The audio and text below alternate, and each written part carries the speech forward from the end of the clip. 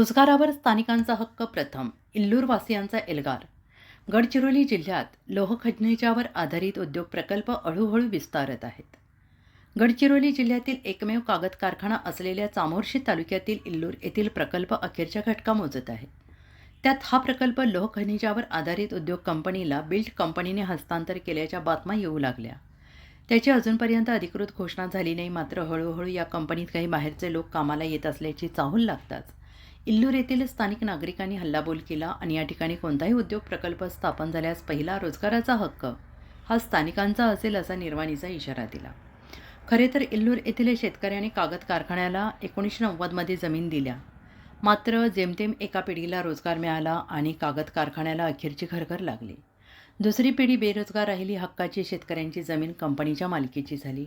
आता बिल्ड कंपनीने ही जागा लोहखनिज कंपनीला विकली की लीजवर दिली हे गुलदस्त्यात आहे.